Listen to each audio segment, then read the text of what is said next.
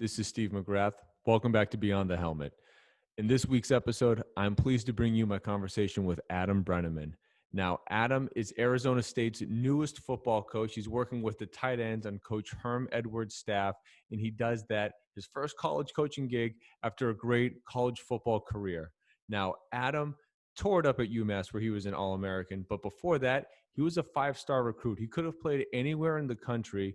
Joe Paterno's staff showed interest in him, but he ends up playing for Bill O'Brien's staff and then Coach Franklin's staff. So he was with Penn State through the most turbulent time in their entire history, and he took the time to break down what that was like, staying that course, retiring from football to get to UMass, where ultimately he retired again and now kicks off his coaching career. So without any further ado, here is Adam breaking down his story. I am pleased to be joined by a man that has so many titles. It's astounding for someone that's 25 years old, but beyond philanthropist, accomplished political career. It is former Penn State standout, five-star recruit, UMass All-American, and Arizona State offensive coach, Adam Breneman. Adam, thank you for taking the time. Steve, thanks for having me, man. I'm glad to join you. Yeah, I certainly appreciate it. And as I told you before we started, being a UMass grad myself, I immediately knew who you were, but was also immediately confused because Penn State guys don't just show up at UMass's door. Those five-star guys that Alabama and everyone in the world wants don't become Minutemen. That's just the unfortunate state of things. So from the jump, man, you have a really crazy story, but can we just talk about the part of your life where you transitioned from Penn State to UMass? Because I know a little bit about Andrew Ford, your friend. There has to be a little bit more than just a call from a buddy. It was an interesting time. So I obviously went to Penn State, was a big recruit, played at Penn State for 3 years and ended up having some knee problems when I was at Penn State. Any advice to any football players? Don't get knee injuries, don't get any knee problems because it's a fast path to disaster. But so I ended up actually leaving Penn State. I was at Penn State for 3 years, ended up retiring from football. I mean, I wrote a letter, posted it online, and announced that I was done playing football after 3 years. I was 20 years old. I had just got my undergrad degree from Penn State. I graduated early. And I started working. I mean, I thought I was never going to play again because of my knee. And after I took a few months off, I started to feel a little healthier. My knee started to feel better. And I kind of thought to myself, man, if I can play football, I know I'm good enough to play and play at the next level and play in the NFL. And I kind of made the decision, man, I'm going to give it another shot. I'll regret it forever if I don't. And then it became, where do I go for my next opportunity or my kind of second coming of my football career in college? And thought about going back to Penn State. Obviously, that was an option. And Coach Franklin, Penn State's head coach, who was my coach then, was awesome. You know, we talked a lot during the process and thought about going back to Penn State. But ultimately, one of my best friends is a guy by the name of Alston Whipple, who I played with at Penn State. His dad is Mark Whipple, who was the head coach at UMass. So I kind of had a connection there, and I talked to them. And after about a week of recruiting me, I decided to grad transfer to the University of Massachusetts, and that's how I ended up at UMass. And on top of that, one of my best friends that I played high school football with, Andrew Ford, like you said, was also at UMass as the quarterback. So had some connections there, and just felt like it was a good place away from my hometown to kind of make a comeback and see where things took me. Ended up being a great choice. Yeah, and as a former Minuteman, again, thank you for doing that. It brought us something to cheer about. I mean, 2 years at UMass, you left the all-time, receiving yards leader as a tight end. I mean, two-time All-American. Does it dilute your feeling about being an All-American that it's attached to your time at UMass versus Penn State? Only because – like, I thought that UMass was a big deal growing up in Massachusetts. Then I went to a Penn State game. I went to the Penn State-Michigan game last year, the whiteout. Nowhere And I was like, oh, okay. I was not even close. This is a whole different planet. I mean, obviously it's an incredible accomplishment, and by no means am I trying to diminish it. But in your mind, does it feel any different that it's with UMass versus Penn State? Not really. I mean, and I think for a couple of reasons. First of all, when I was at UMass, and still to this day, UMass is independent. We are not in a conference. We were playing my best games came against South Carolina, Florida, Mississippi State, And then we played schools like Hawaii and Louisiana Tech. And so we played schools all over the spectrum. We weren't playing an easy schedule by any means. It's not like we weren't playing in the MAC. You know, we, Right. we were we were playing big time football. We were playing SEC opponents, and so it wasn't easy from that standpoint. And to be honest, man, like my time at UMass really changed my whole perspective on my football career. When I left Penn State, I went to Penn State as a big recruit. I was, had a lot of hype, but I think it was one of their highest rated recruits that they had gotten last decade. And ended up, had a good freshman season, but didn't really produce after that. I was hurt a lot and had kind of a sour taste in my mouth about my football career, to be honest. And then after my 2 years at UMass, ended up having to retire because of my knee after my 2 years at UMass. But allowed me to kind of lay my head on the pillow at night and be proud that I did everything I possibly could to play as long as I could, and really proud of what I accomplished at UMass, what we accomplished as a team, to win some of those games and compete with the SEC teams when we were clearly less talented than they were. Definitely no hesitation or reservations about my time at UMass, and again, really proud of what I was able to accomplish and what we did as a team. Got it. Yeah, and absolutely, you should feel that way. But it's just, as I had my eyes open seeing Penn State, I could see how someone might be like, well, it's not that. But Penn State's in Yeah, such I'll be rarefied honest, air. dude.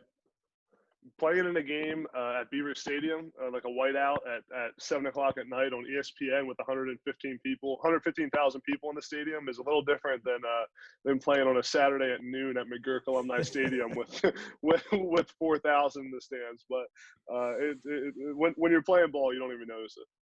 Yeah, I got that. So about your knee, and I did underplay what had happened at Penn State with my opening question, because you essentially missed 2 full years with battling through injury. So I can imagine that you were kind of in a dark place, ultimately having to make that decision to step away. But you get the juices flowing again with some time away. Did you think that you would make it through the end of your UMass career with a chance to go pro, or did that never even enter your mind because ultimately you knew that the injury you were dealing with would not even present the NFL as an opportunity? Yeah, it's a good question. So I knew that my knee was bad. I knew that I had knee problems, and Coach Whipple, our head coach at UMass, like I said, knew my knee was bad. Everyone knew it was bad. Um, but I also knew that if I could manage it the right way, that I could play ball at a really high level. So my first year at UMass, I felt really good. I, was able to play in every game, didn't miss any practice time, was able to train the right way. When I came back for my second year, my knee started to deteriorate pretty fast. By the end of the season, I wasn't practicing. I was taking injections to be able to play in games. I was taking tons of pain medication. I knew my knee was bad, and honestly, at that point, it becomes a business, and I'm trying to play in the NFL and make money in the NFL. So that how bad my knee was, it kind of became a secret, around our program. We'd have scouts come in to see me. Oh, Adam's got an ankle issue. He's not practicing today. Everyone knew it was my knee. But just kind of becomes that kind of deal where you don't want everyone to really know how bad my knee really is. Obviously had a good season. Just was dealing with a lot of pain during it, and ended up getting a Senior Bowl invite, and finished as a lot of people had me as a mid-round draft pick. But I pretty much knew after that season, when I could barely run without pain medication and stuff, that it was going to be a hard road to get drafted and play in the NFL. And obviously didn't work out, and had some tough conversations, saw tons of doctors and stuff, and flew all over the place to see Dr. Andrews in Florida and all over the place. But just had to come to the realization that my knee wasn't healthy enough to play football, and I think NFL teams knew that as well. So to navigate that, you know, as I mentioned from the top, you, before you even got to UMass, you had dipped your toe in politics, and successfully. I mean, to pretty much have on the table to be a campaign manager for someone while you're in your 20s is, I don't know much about politics, but I feel like it's close to unheard of. Most people have to work a while before they get nice job titles. I'd imagine that you had different routes. I mean, what you've done with Philanthropy. Obviously, you launched the Adam Breneman show. You are had a couple different things, whether it was commentating, just speaking about the game. You ultimately decided to go into coaching, but how, for the time being anyway, and it's not to exclude anything else, but how do you actually navigate that space? Because it seemed like you had a couple different routes to go, and the just swallowing the pill of no longer being an athlete indefinitely, how did you just go through that roller coaster? Yeah, it was an interesting process, and when I left Penn State, so between my time at Penn State and UMass, when I had retired for a few months, I got into politics a little bit. I worked for a who I would kind of call a family friend, a guy I knew for a long time, and worked on his campaign, was his campaign manager, and he was successful, ended up winning. Knew at that time, man, like politics probably wasn't what I wanted to do the rest of my life. And then obviously went to UMass and played well, and then had to retire from football. I was 22 at that point. Didn't really know what I was going to do. My retirement kind of came out of the blue to a lot of people. I kind of knew it may be coming, but most people didn't. Most people thought I was going to play in the NFL for 10 years. And, because of the success I had in politics when I did it for the few months, I had opportunities all over the place in politics. So that's kind of what I got right back into when I stopped playing football and started just doing some, not just politics, but some marketing stuff. Worked for a marketing firm in Pennsylvania and worked for businesses and organizations and stuff like that. Basically, of helping them tell their story, tell them craft their message and help them, speak to people around the state and around the country and portray their message. But and then kind of thought about, I want to be in football. I missed football. I wanted to do something in it. So I thought about broadcasting. How do I get on TV? How do I get on the radio? And did that for a little bit and had some success with that. Called some games this past fall and had a radio show, had a podcast.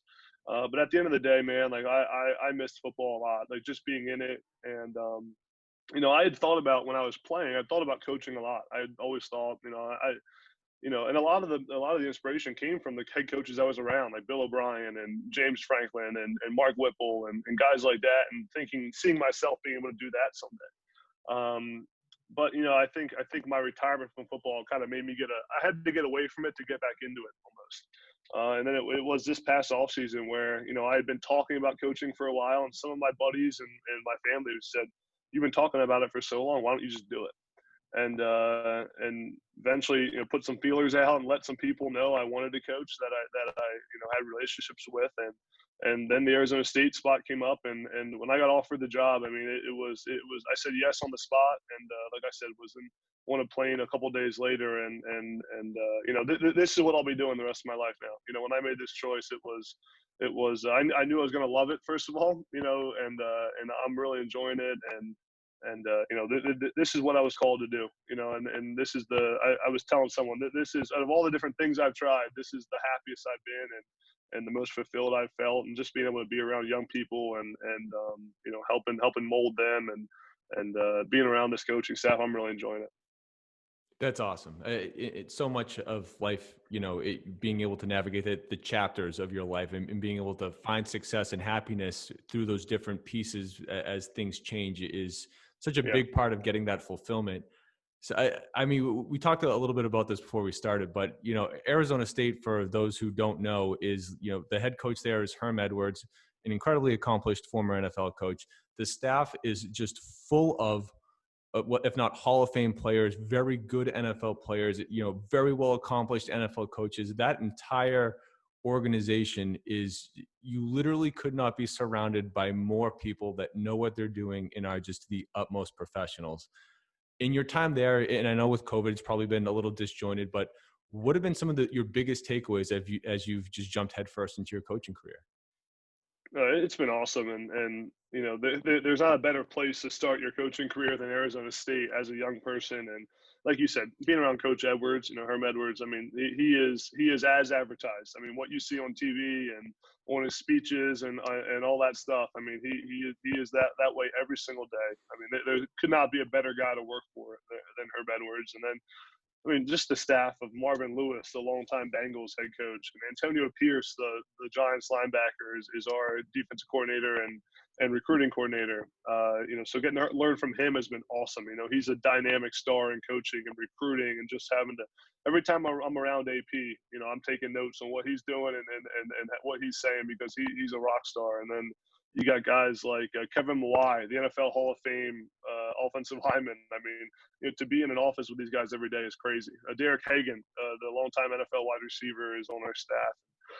It's awesome, and for me, man, it's I'm learning so much, and it's really trying to be a sponge, take everything in and learn from different people and learn from, what we're doing offensively and what the defense is doing and how we're, learning from Coach Herm, how he's organizing his program and how he's talking to the team and his leadership style, and just trying to take notes and listen and absorb everything. And, on top of the NFL guys, I mean, really the guy who hired me here is our offensive coordinator, a guy named Zach Hill. Zach Hill came from Boise State, got hired this year at Arizona State, and he was actually the one who hired me. So, learning from him, he's a young, dynamic coach and brilliant offensive mind, and learning from him and like his attention to detail and how every single thing matters and how we present to our players and things like that. It's been really, really beneficial for me as a young coach to be around these guys and just learn as much as I can. So at what point are you going to be comfortable enough to advocate for the tight end getting the ball in the offense? I already am, but I don't think, the cool thing about Coach Hill and how I kind of, came into this role was Coach Hill, like Zach Hill, our offensive coordinator, came from Boise State. And if you watch him play at Boise the last few years, I mean, they use the tight ends a lot. So he wanted to bring someone in who had played tight end and kind of knew the position, and that's how I ended up here. And just getting to work with the tight end room we have here is awesome. And the guys are excited because in the past Arizona State offenses haven't really utilized the tight end, but as long as they earn it, they're going to have opportunities, this fall, and we're excited about it. Yeah, I can't wait to watch. I did want to bring this back a little bit though, because I want to just get a little deeper into your story back. You're recruiting kids now in a seat that you used to sit in. And I don't know offhand how many kids are 5-star recruits when they're not even playing their senior year in high school. But I mean, you're like, everyone's knocking down your door when you're, 17 years old, even 16 when you're playing. How do you navigate being in a position where you're so highly sought after as just a teenager and, ultimately, if you wouldn't mind starting there, because the Penn State coaching situation is where I ultimately want to get to.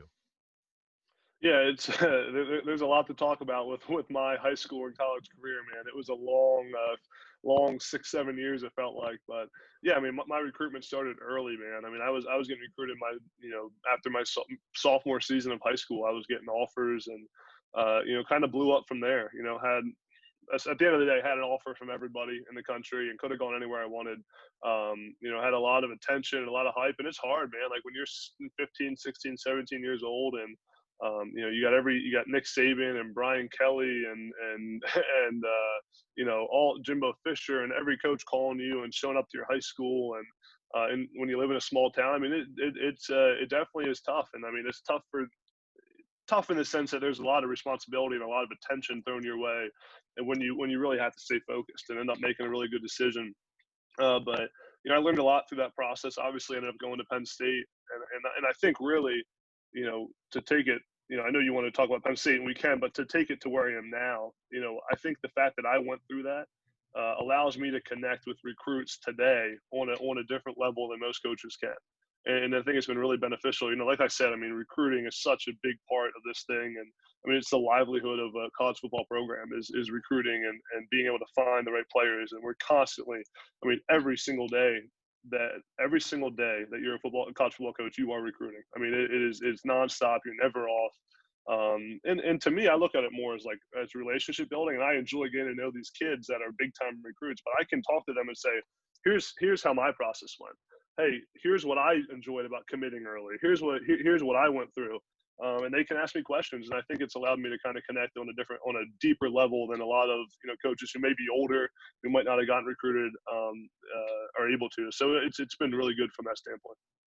Oh, absolutely. And as no slight against your actual X's and O's knowledge, I would imagine the immediate thing you can bring to the table as a coach is being able to connect with young kids that are literally the same type of kid in terms of athletic ability as what you were just a few years prior.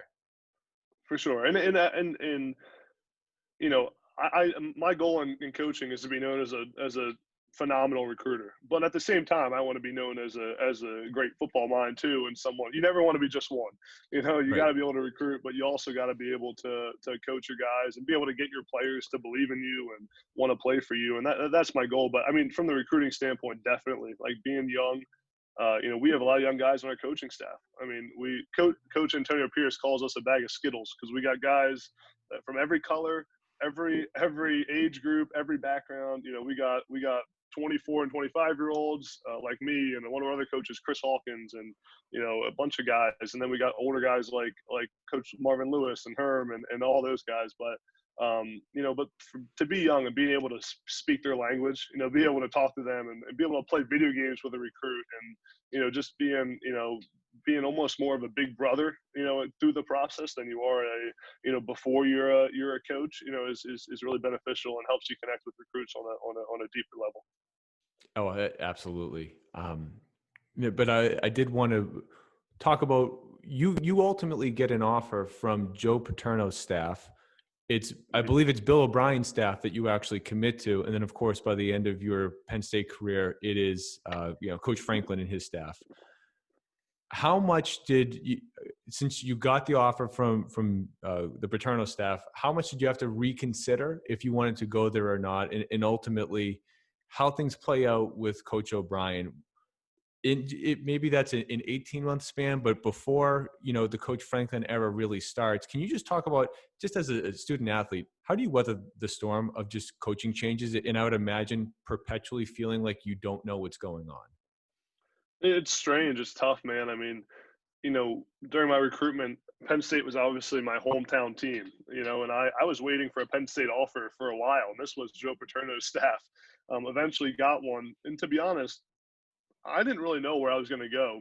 I was kind of with the mindset that I wasn't going to go to Penn State.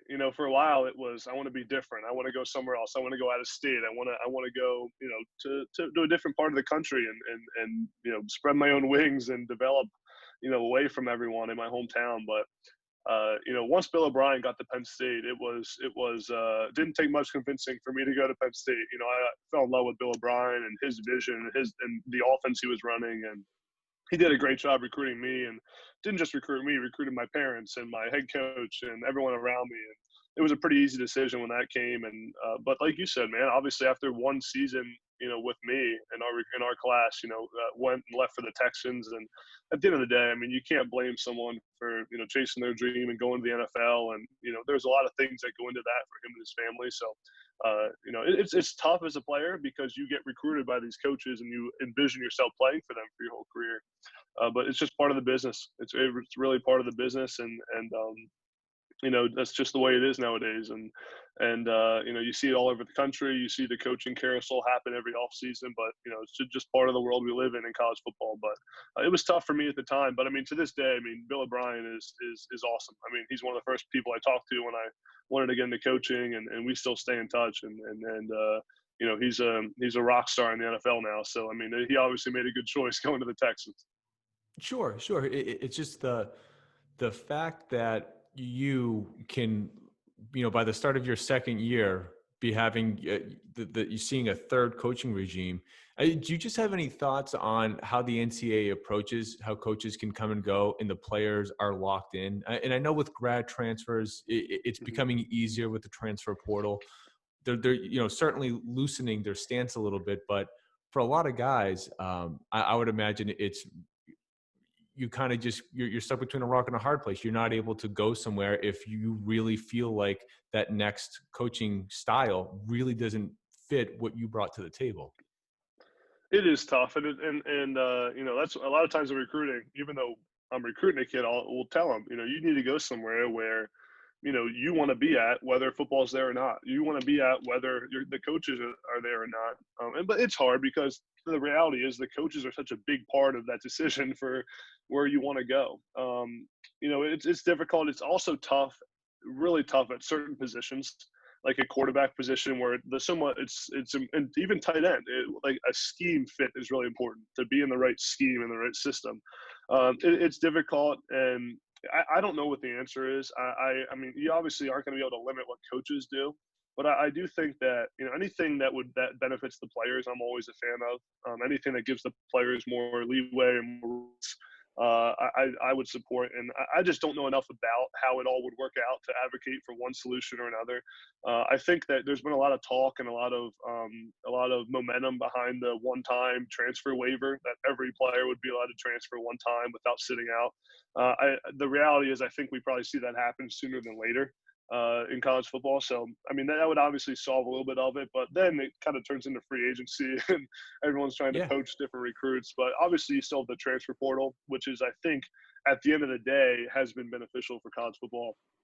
I don't know what the solution is. It's something that's probably just always going to be there. But like I said, anything that would benefit the players, I would support. Yeah. While just transferring in general during the coaching change is something that I feel like is always going to be a hot topic. What Penn State went through during your time there, I don't think that, to the average fan, you in particular, but also your class will ever get the credit that they deserve to help bridge what could have been the beginning of essentially the end for Penn State. But the fact that guys like yourself, Christian Hackenberg, and then everyone that came, almost in part because you guys stuck to the path, what you did for Penn State really allowed for the Coach Franklin era to get off to the start that it did. I mean, I'm not going to the Penn State game last year, this insane, unless guys like you were able to help make sure that the end of the Paterno era didn't mean the actual end of the program. Yeah, it was a strange time in college football history, man. I mean, and I've said this a lot. What James Franklin had to walk into at Penn State, I don't think any coach will ever walk into ever in the history of college football. I mean, that just the turmoil and the beating that university and that program took for a long time. It is tough, and it's tough to overcome no matter where you're at.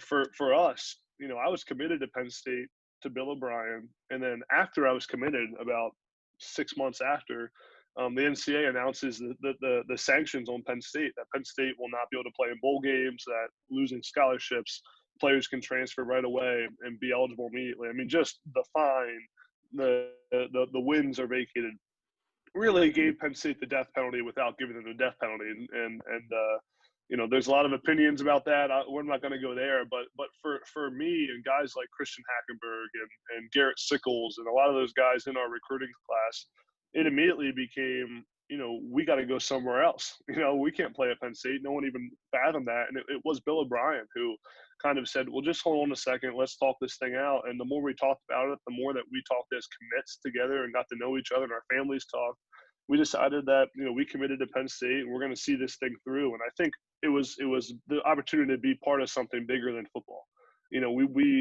Us staying committed to Penn State during that time showed that there's still hope. There's going to be a light at the end of the tunnel. A lot of the players on the team stayed. When everyone thought their best players were going to leave and transfer, a lot of those guys stayed, and that's what kind of motivated us to stay. And I've said this before on various podcasts, and Christian Hackenberg and I did a podcast together. Who, obviously the quarterback, big recruit who came to Penn State with me and got drafted in the NFL a little bit after. Of everything we've done, I would say, and for me personally, like, I'm most proud of what we were able to do at Penn State.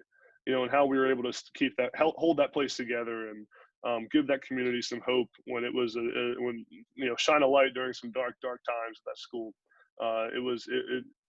Bill O'Brien did an awesome job, but obviously Franklin came in and kind of took it to the new gear, of being a top 10 team and competing for not just Big Ten championships, not just top 10 finishes, but competing for national championships.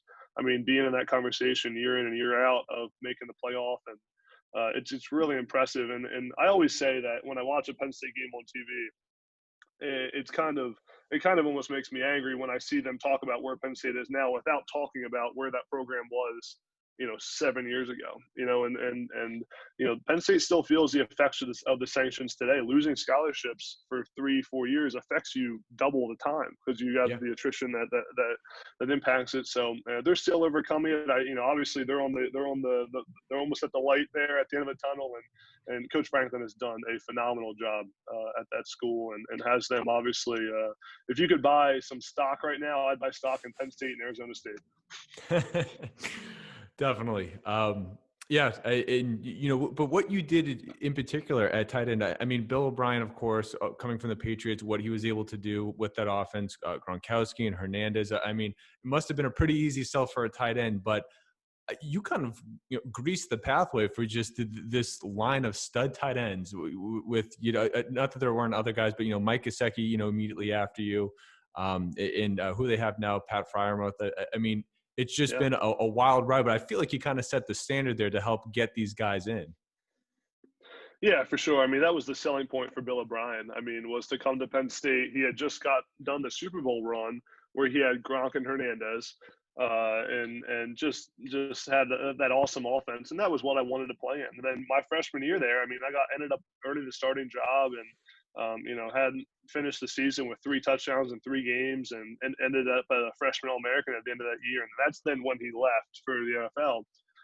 But yeah, I mean, a lot of it was the system, and I was able to show what I could do when I was healthy, and then obviously got hurt for 2 years after that, which was frustrating. But Penn State obviously has a lot of great tight ends. Mike Gesicki is one of my best friends. I mean, we talk every day almost, and obviously had a great career and plays for the Dolphins now. But we were going through tough times together. I mean, we lived together in 2014 and 2015 when I was hurt for 2 years, and he wasn't playing very well his first 2 seasons at Penn State. Not a lot of people remember. I mean, he was dropping passes and not playing well. And then we kind of bonded together, and he came out of it and ended up being an All-American. And then it was fun for Mike Gesicki and I, for me to be at UMass, him to be at Penn State, and us to be competing with our stats every week. Who's going to have more catches, who had more yards, who had more touchdowns. It was fun. And you just mentioned Pat Fryermuth, too. I mean, Pat Fryermuth is probably going to be a first, second-round draft pick this coming fall. Going to be an All-American this season. But he's a Massachusetts guy. So you'll like this story. Pat Fryermuth's uncle, Mike Foley, was the O-line coach at UMass when I was at UMass. So Pat Fryermuth used to come to the UMass games, stand on the sidelines when he was in high school, and watch me play and warm up. So I got to meet him when he was in high school. Before he was Pat Fryermuth, he used to come watch me play at the UMass games. So I know a lot of those guys, and Pat's an awesome guy, and he's going to play a long, long time in the NFL. That's great. Yeah, and if anyone hasn't checked out your show, I mean, for more insights about your UMass time, your Penn State time, I mean, your podcast, particularly with Mike, was awesome. I mean, you didn't hold back on some of his tough times at Penn State. So, yeah, Adam, as we get toward the end here, I do want to highlight the philanthropy that you've been able to accomplish as well, because as much as football is sort of the emphasis here, what you're able to do to help other people out, people of need, is more than noteworthy, and I want to make sure that we take the time to address it. I mean, you've helped in high school, I believe it was for ALS, Lou Gehrig's disease. You were able to raise $200,000. While at Penn State, you were with Uplifting Athletes, so you're helping cancer patients there. And I know that the Peyton Walker Foundation has been what you've been most recently attached to. Why have you been so dedicated to helping people in an era where there's just that level of dedication just isn't really seen all that often? Yeah, I think for me, it was, especially in high school, was like being given this platform of being a big recruit and getting a ton of Twitter followers and getting articles written about you all the time when you're in high school, when you're getting recruited. And just in my mind, it was has to be an opportunity here to do something for more than just myself. And that's kind of where the ALS thing came about. And, like you said, I actually got hurt my senior season of high school. So my original plan was to do kind of this fundraising campaign and raise money for ALS. So I had a family friend who had ALS, has now passed away, Tom Kirchhoff, who had been diagnosed. I wanted to raise money for the disease. It's a terrible disease with no cure, and wanted to do this campaign where people pledged a certain amount of money for every catch I had during my senior season of high school. So you pledge $1. I had 50 catches at the end of the season. You have to donate $50 in ALS. Well, I got hurt. I tore my ACL my senior year of high school, playing no games, and my first thought was, well, that whole fundraising campaign's over. Well, I just kind of dedicated my season to raising money. There was no more, catch, dollar per catch. It was now I was just out raising money, and I, was making videos and speaking at places and had a website, and it was awesome. When we launched the fundraiser, my goal was like $10,000. Well, we raised like 50,000 the first like 3 days, and the cool part too was it showed me the power of Penn State. I was committed to Penn State at the time, obviously, and so many of our donors and were coming from Penn State alumni all over the country who were supporting, a football commit. And it was awesome, and the thing kind of just went viral and took off from there. And, to this day, I'm still involved with Project ALS, who's the organization that the money went to. It's a organization based out of New York. I'm on their board of board of directors today, and still kind of help them out here when I can. And like you said, the Peyton Walker Foundation is another important one to me. They raising money for sudden cardiac arrest in athletes, and making sure athletes are getting proper heart screening and things like that. So I'm on the board there today too. And just, it's hard when I'm now, across the country and in Arizona, but just helping out where I can. And it's something too that when we preach it to our players and tell them you were given a platform, you got to give back, it's important for them to see coaches doing it as well. Absolutely. Yeah. For you to be able to relate to them as a former 5-star recruit that's gone through it, to be able to walk the walk on that end as well. I mean, it's hard to not listen to someone when they're a man of the word. Yeah. Yeah. I mean, and again, it's Coach Herm talks about it all the time. He says words and actions have to match up, and when he says that, he's talking to the players, but he's also talking to every single person in that organization that if you're gonna talk about it, you better do it yourself. And he's an awesome leader, man. I can't, as you can probably tell, I can't speak highly enough of Coach Herm and just his personality, man. There's not a better guy to be around every single day in that football building. In having read Call an Audible by Darren Roberts, I felt like all I'm hearing is Herm Edwards, and I got to get as close as I can. Well, Adam, as we get to wrapping up, I want to just run you through this little thing I call the gauntlet. It's just a couple quick hitter questions that I want your knee-jerk answer on. Let's do it. What's most important in winning? Is it having the number one offense or the number one defense? Yeah, this is tough, man. I'm an offensive guy, so I got to say offense. You need to score points to win. Fair enough. Now, did you have a pregame ritual that you stuck to? I didn't. I'm not a big like superstition guy. I would wear different undershirts and different underwear every game. There you go. All right. Now, was there ever one player or one coach that you just wish you would have had a chance to line up with or play for? I would say Joe Paterno, just because I never got to play for him, and he recruited me a little bit, but he's obviously a legend. And being from Pennsylvania and a Penn State fan growing up, it would have been awesome to be able to play for him. I can imagine. Players or scheme, which is most important? Players, man. It's a players game, and that goes back to recruiting. It's about recruiting good players, and then you obviously need to have the scheme and the culture to help them thrive. Definitely. And lastly, and I think it's most important, given everything you've already been able to accomplish and what I'm sure is going to be a very bright future ahead of you, what's the best piece of advice that you would give right now?